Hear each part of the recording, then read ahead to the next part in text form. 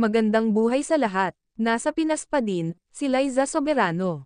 Sunod-sunod ngayon ang update ng dalaga sa kanyang mga personal account.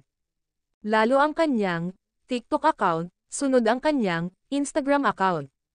At ngayong araw, November 14, mapakinggan na natin ng buo ang kanyang first single, ang Red Ferrari. Sa kanyang YouTube account, Liza Soberano. Samantala, masaya si Liza Soberano sa bawat update nito sa kanyang TikTok account. Sa katunayan, nakasama niya pa dito ang kanyang kapatid na bunso na si Ethan. Dinumog ng komantong good vibes ang Red Ferrari single ni Liza Soberano. Ayon pa nga sa kanila, bitin daw ito. Dahil umabot lang sa more than 2 minutes ang bagong kanta ni Liza Soberano. Samantala, Lizken update tayo guys. Tahimik na sumusuporta si Enrique Hill kay Liza Soberano.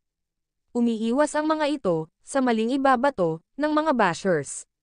Pero andyan lang si Enrique Hill na nagsusuporta kay Liza Soberano sa kanyang bagong release na album nito.